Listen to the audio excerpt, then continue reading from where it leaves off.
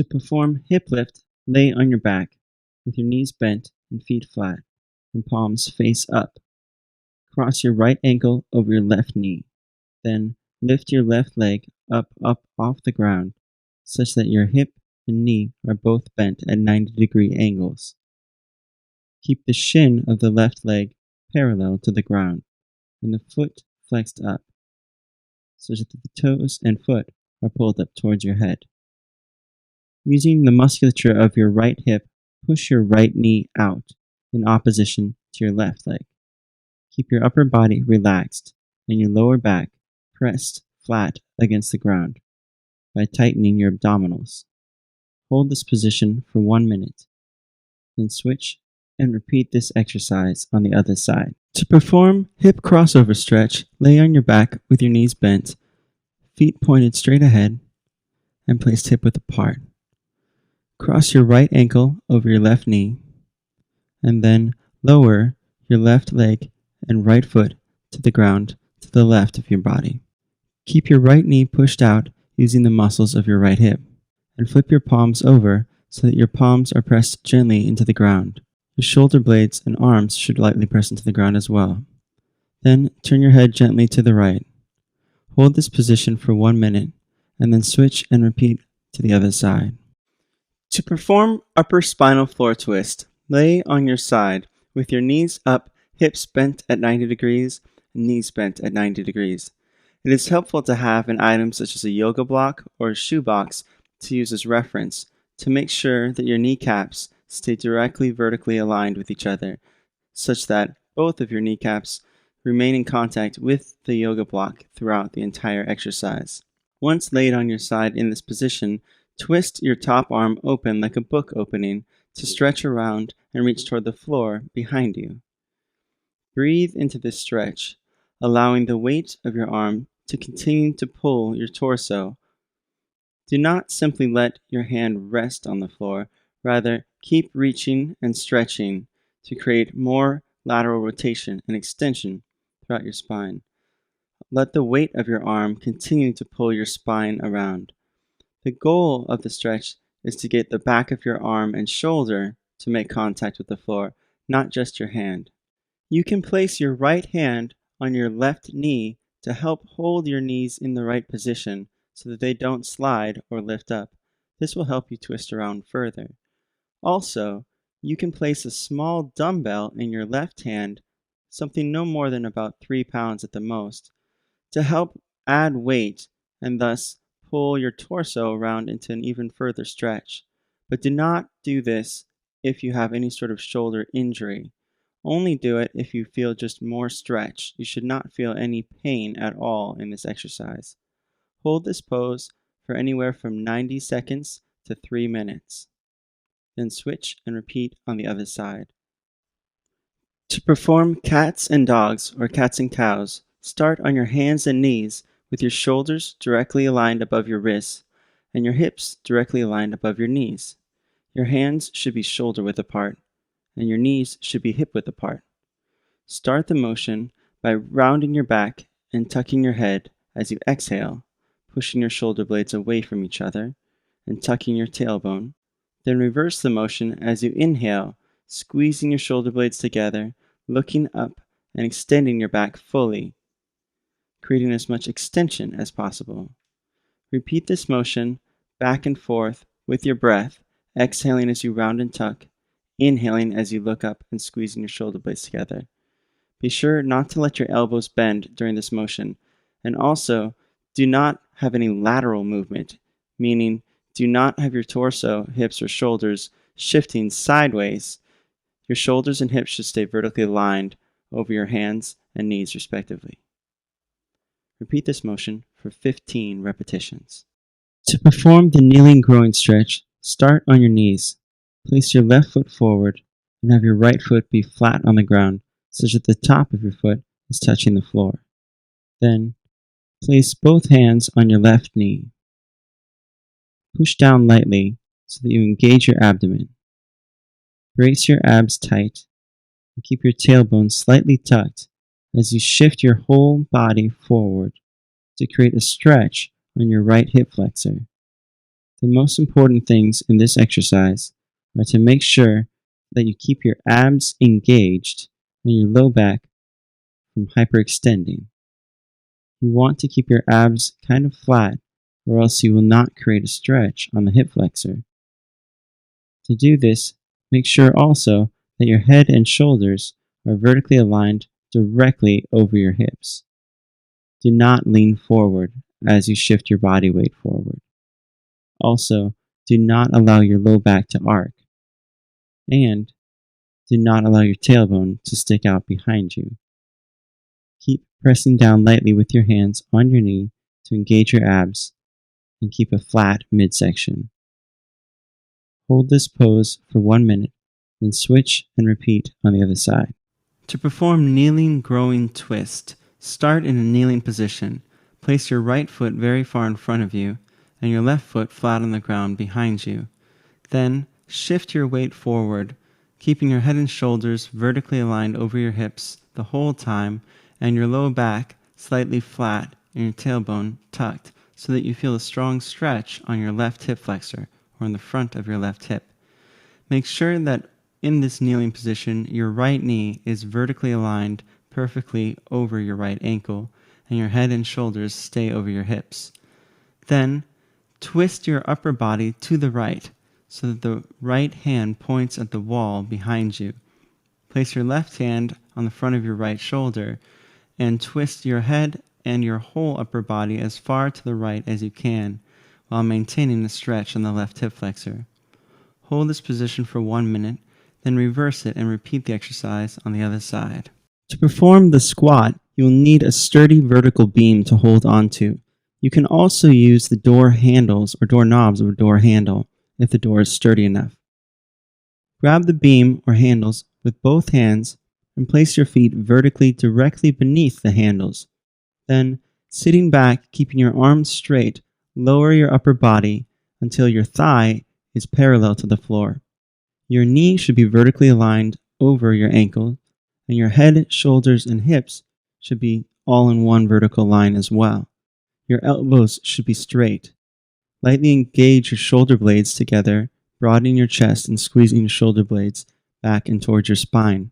Stick your tailbone out slightly, creating a small arch in your lower back, and hold this position for 1 minute. To perform the standing windmill with your arms at sides, stand with your back against the wall, with your feet hip-width apart and pointed straight ahead. Your heels, butt, shoulder blades, and back of head should be lightly touching the wall. Place your hands on your thighs, laying against the pockets of your pants. Keeping your thighs tight and ribcage flat, tilt as far as you can to one side, then tilt the other direction. Make sure your hips do not slide side to side and your heels do not lift up off the ground as you perform this motion. Tilt 10 times each way. Be sure to keep your thighs tight, butt muscles tight, tailbone slightly tucking, and ribcage flat, such that you do not distend through your ribcage or tilt your hips forward while performing this exercise. To perform gravity drop, you'll probably want to wear your shoes, though that's not essential. It will take some of the pressure off your feet. So if you don't mind a little pressure on your feet, you can do it barefoot. You do need a step or stair with something you can hold on to.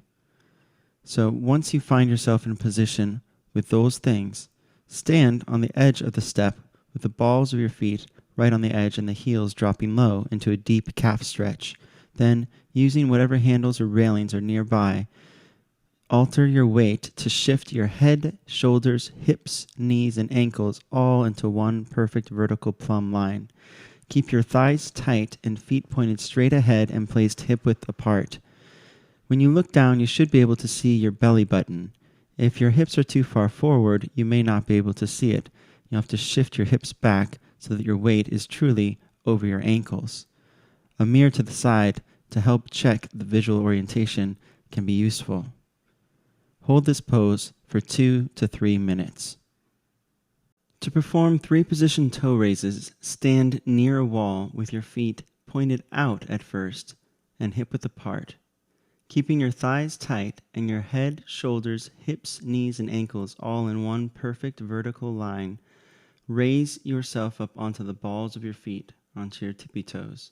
Then lower back down slowly. Repeat this motion 20 times with your feet pointed out at 45 degrees or duck-footed position, then 20 times with your feet pointed in 45 degrees or pigeon-toed, then point your feet straight ahead and repeat for another 20 repetitions. Try to make sure that your head, shoulders, and hips stay back over your ankles throughout the exercise. Many people allow their hips to fall forward as they go up. Make sure you keep your hips back over your ankles as you do this motion.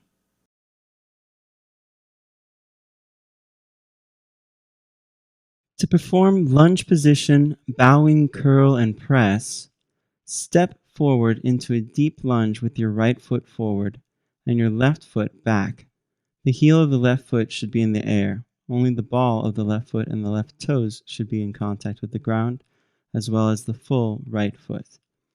Holding dumbbells at hip height, bow forward, keeping your right knee vertically aligned over your right ankle, letting your arms hang until the dumbbells lightly touch the ground. Then curl your whole body upright while you curl the weights up with your arms into front of your chest with your palms facing your chest. Then, in this lunge position, press the weights up above your head until your arms are straight and now your palms face towards the wall in front of you. You should feel a stretch in your left hip flexor once you reach an upright position. By having your head and shoulders vertically aligned over your hips and keeping your tailbone slightly tucked and ribcage flat, you will create this stretch on your left hip flexor, that is, the front of your left hip. If you do not come fully upright, or if you fail to keep your tailbone tucked or your ribcage flat, you will not feel the stretch in your hip flexor, and you could be hyperextending and straining your back. So make sure to brace through your abs, keep your tailbone tucked and your ribcage flat. As you press the weights up and then lower them back down to in front of your chest with your palms facing your chest. Repeat this motion bowing forward, curling up, and pressing up for 30 to 60 seconds, and then repeat the motion on the other leg for another 30 to 60 seconds. Make sure you choose a weight that you can do for at least 30 seconds, but that is too heavy for you to do more than 60 seconds. To perform Arnold presses in squat position, grab some dumbbells and hold them at chest height. Place your feet out wider than shoulder width and pointed out at about 45 degrees. Squat down and hold the squat position throughout the exercise. Your knees should be bent close to horizontal, not quite 90 degrees, but about 110. Your knees should be vertically aligned over your feet, and your hips should be seated back as if in a chair. The hands start with the palms facing the chest, holding the dumbbells. Then press your arms straight up overhead and rotate your arms so that the finished position has your palms facing forward towards the wall in front of you. Then slowly and with control, lower the dumbbells back to where they started, right in front of your chest with your palms facing your chest. Repeat this motion for 30 to 60 seconds. Make sure you choose a weight that makes you tired within 60 seconds, but not so heavy of a weight that you fatigue before 30 seconds. To perform bent rows in lunge position, grab 2 dumbbells and step forward into a deep lunge stance with your left leg forward and right leg back. Only the ball of your right foot should be touching the ground on the right foot, and the left foot should be flat on the ground, with the left knee vertically aligned over the left ankle. Bend your upper body forward to a little bit more than 45 degrees so that your lower rib cage is resting against your upper left thigh. Your shoulders should be vertically aligned over your left knee and over your left ankle. Your head should be looking pretty much straight down in a relaxed neutral neck position. Let the dumbbells hang just over the ground, and then pull your arms up, pulling your elbows back as far behind you as you can, bringing the dumbbells up to the sides of your rib cage, and then lower them back down to just above the ground. Repeat this rowing motion for 30 to 60 seconds, and then switch and repeat with the other leg forward. Make sure to use weights that make you fatigue within 60 seconds, but are not so heavy that they make you tired before 30 seconds is up. To perform touchdowns, Place your left foot up on a chair behind you and your right foot one large step in front of the left. Then square your hips so that your belly button points straight ahead or in alignment with your right big toe. The ball of your left foot should be the only part of your foot touching the chair behind you. Then bend your upper body forward in between 45 to 60 degrees and place both hands lightly on your right kneecap. Then, by sitting down in the hip, lower your whole body until your fingertips touch your right toes. Your right knee, head, and right foot should all be one vertical line. Move up and down in this position, keeping your upper body at that same angle the whole time. Just use your hip and leg to sit down and up into the motion, as opposed to bowing forward, up and down with your upper body. Make sure to maintain that constant, steady angle with your upper body. Repeat this motion for 30 to 60 seconds on each side. To perform can-can, lay on your back with your knees bent and feet flat on the ground, placed hip-width apart and pointed straight ahead. Then press your hips up into the air and tuck your tailbone and brace your abs to avoid hyperextension in your lower back throughout the exercise. Then straighten your left leg all the way and point the left foot. Hold the left thigh tight throughout the exercise. Then lower your upper body and hips and left leg to the ground until your left heel and tailbone tap the ground. Then, using the strength of your right hip and leg, push your upper body, torso, hips, and left leg back up into the air until your ankle, left knee, left hip, and left shoulder all form one straight line. Your belly button should point straight up and your hips should remain parallel to the ground throughout the exercise. Repeat this motion for 30 to 60 seconds, lowering your left leg, hips, and torso to the ground and pressing back up.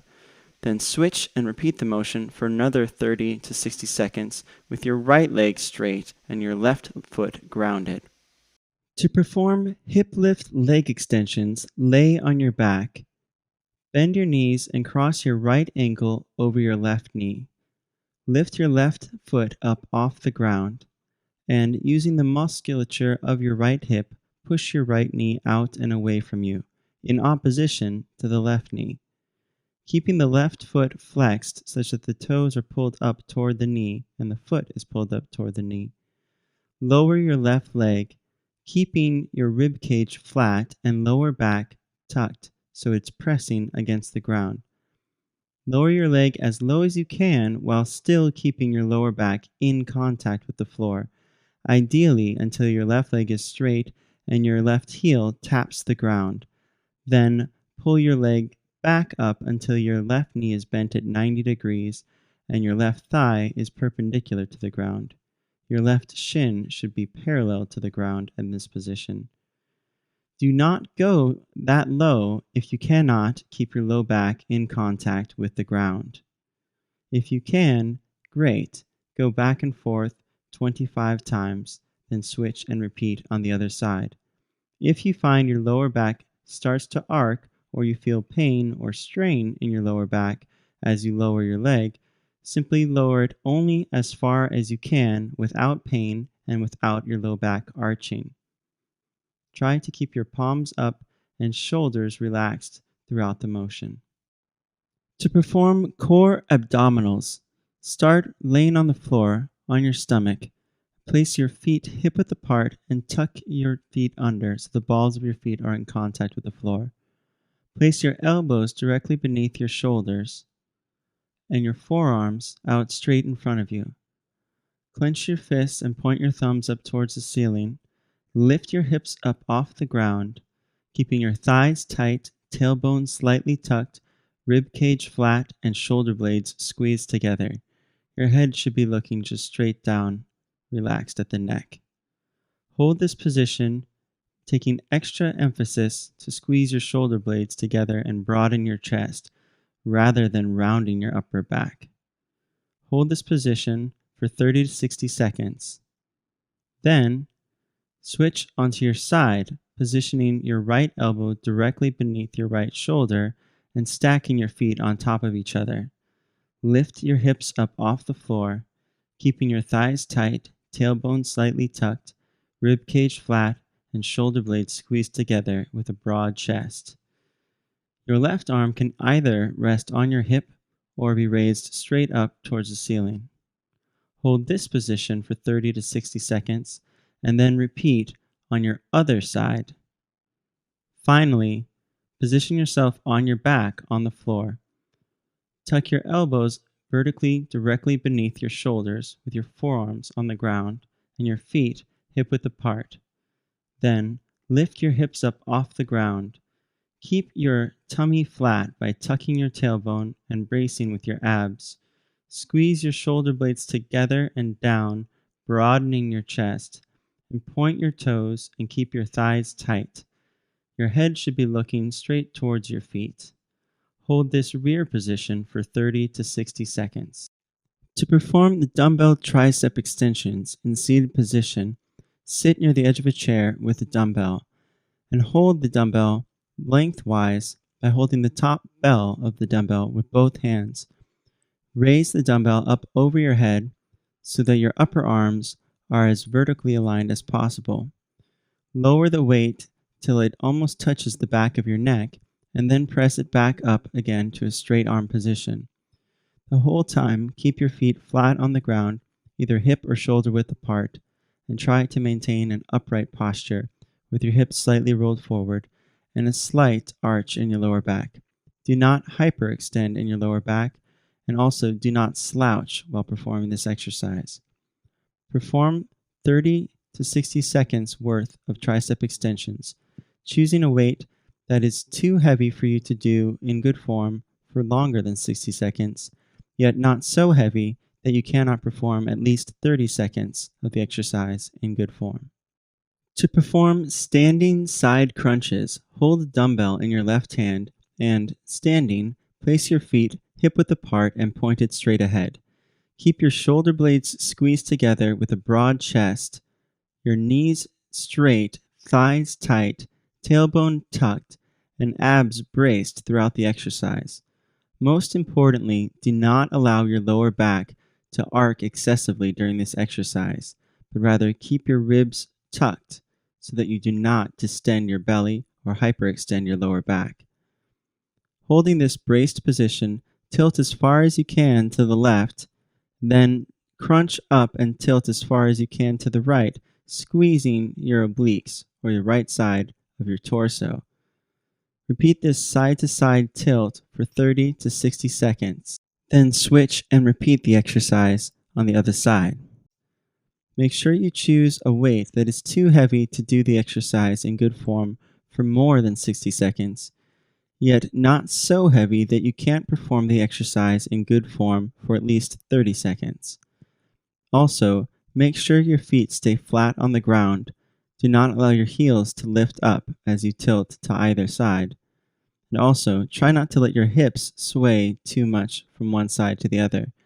Rather, try to keep them centered and try to have the tilt of the motion come from the base of your spine all the way up through the top of your spine. To perform the standing quad stretch, stand near a table or wall or chair or something that you can use for stability until you get used to the pose. To begin, first, raise your left knee up in front of you and grab your left ankle with your left hand. Then, keeping your tailbone tucked and butt muscles tight and abdomen braced such that your lower back does not hyperextend, slowly lower your left knee until it is aligned with the right knee.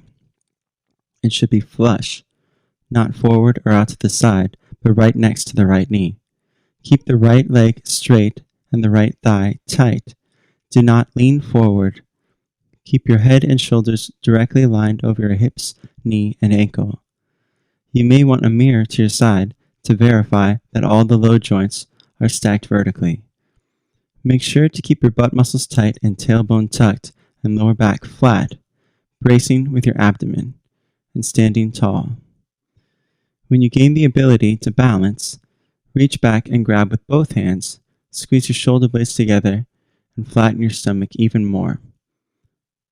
This will create a greater stretch on the left quad. Hold this position for 1 minute, then switch to the other side.